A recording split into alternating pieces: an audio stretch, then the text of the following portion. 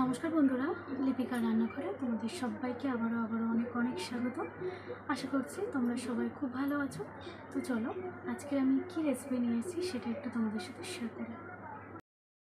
তো দেখো, এখানে আমি গোটা আমড়া নিয়েছি, যে দেশি আমড়া হয়, মানে টক আমড়া, আঁটি বসে গেছে সেই আমড়া আমি কিছুটা পরিমাণ নিয়েছি।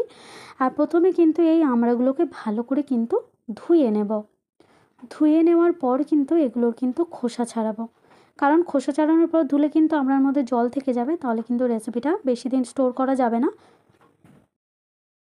তো দেখো, আমড়াগুলো কিন্তু ছাড়িয়ে নেওয়া হয়ে গেছে। আর এবার আমি এই আমড়াগুলোকে একটু শিলে থেঁতো করে নেব।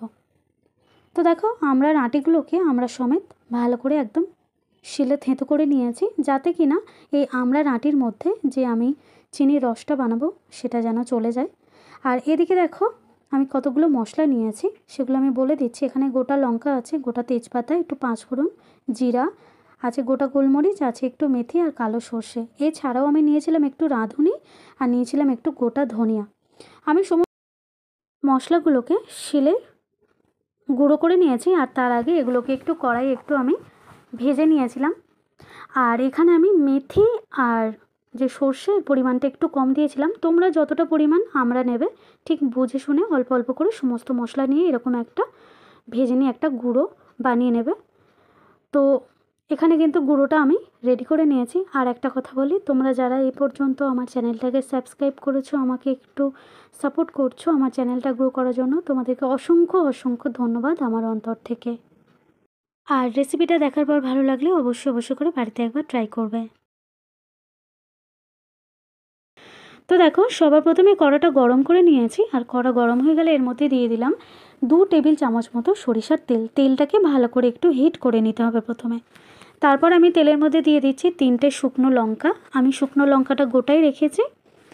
শুকনো লঙ্কাটা দিয়ে দেওয়ার পর এবার আমি এর মধ্যে দিয়ে দিচ্ছি 1 টেবিল চামচ পরিমাণ পাঁচফোড়ন, দিয়ে দিলাম 2টো তেজপাতা।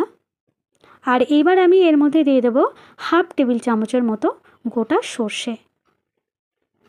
ফোড়নটাকে আমি সবার প্রথমে একটু ভালো করে কিন্তু নাড়াচাড়া করে নেব, মানে ফোড়নটা খুব সুন্দর করে ফ্রাই করে নিয়েছি।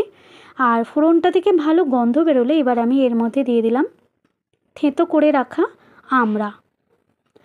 এই আমড়াগুলো কিন্তু খুব টক হয়। তো আমড়াটা দিয়ে আমি এবার মশলার সাথে ভালো করে একটু নাড়াচাড়া করে নিচ্ছি। তো প্রথম 2 মিনিট মতো আমড়াটাকে একটু ভেজে নিয়েছি। তারপরে আমি এর মধ্যে দিয়ে দিয়েছি পরিমাণ মতো লবণ। লবণ কিন্তু একটু কম রেখেই দিতে হবে, মানে খুব বেশি লবণ দেওয়া যাবে না। তারপর আমি লবণটা দিয়ে আরও 1 মিনিট মতো নাড়াচাড়া করে নিয়ে এর মধ্যে দিয়ে দিলাম সামান্য একটু হলুদের গুঁড়ো। আমি 1 পিঞ্চ মতো হলুদের গুঁড়ো দিয়েছি। হলুদের গুঁড়োটা দিয়েও আরও 30 সেকেন্ড মতো কিন্তু আমি নাড়াচাড়া করে নিয়েছি। এবার আমি এর মধ্যে দিয়ে দিচ্ছি 3 কাপ পরিমাণ চিনি। আমার এখানে যতটুকু আমরা রয়েছে ঠিক সেই পরিমাণ বুঝে আমি চিনিটা এখানে দিয়ে দিলাম। তোমরা যতটা আমরা নেবে সেই রকম পরিমাণ বুঝে কিন্তু চিনিটা দিয়ে দেবে।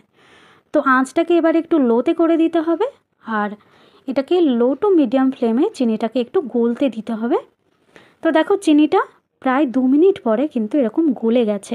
চিনিটা দেখো একেবারে গলে গিয়ে কিন্তু আমড়ার যে আঁটিগুলো রয়েছে সেই আঁটির মধ্যে কিন্তু রসটা একদম চলে গেছে। তো দেখো, এই অবস্থায় আরও কিন্তু 1 মিনিট মতো ভালো করে নাড়াচাড়া করে নেব। এই রেসিপিটা বানাতে কিন্তু খুব একটা বেশি সময় লাগে না, ভীষণ চটজলদি কিন্তু হয়ে যায়, আর খুব খেতে ভালো লাগে। কিন্তু অবশ্যই করে এভাবে একটু থেঁতে দেওয়ার চেষ্টা করবে, তাহলে কিন্তু ভীষণ ভালো হবে। তো এবার দেখো, এই আমড়ার আচারটা কিন্তু হয়ে এসেছে। এবার আমি ওপর থেকে দিয়ে দিলাম যে ভাজা মশলাটা রেখেছিলাম, সেই ভাজা মশলাটা 1 টেবিল চামচের মতো দিয়ে দিলাম, দিয়ে একটু নাড়াচাড়া করে নিচ্ছি। আর আঁচটাকে কিন্তু আমি সেই লো টু মিডিয়ামে রেখেছি। তো ব্যাস, এবার আমি নামিয়ে নিয়েছি। তো দেখো, এইভাবেই কিন্তু আমি তৈরি করে নিয়েছি এই চমৎকার স্বাদের এই দেশি আমড়ার এই আচার। আশা করছি এই রেসিপিটা তোমাদের সবার খুব ভালো লেগেছে, আর অবশ্যই একবার বাড়িতে ট্রাই করবে। আর ভালো লাগলে আমার চ্যানেলটাকে সাবস্ক্রাইব করে একটু আমার পাশে থাকবে, একটা ছোট্ট করে কমেন্ট করবে। তো চলো, আজ এই পর্যন্তই। আবারও দেখা হবে এরকম আরও একটা নতুন রেসিপি নিয়ে। ততক্ষণ পর্যন্ত সবাই খুব ভালো থাকবে, সুস্থ থাকবে। তো চলো, সবাইকে টাটা।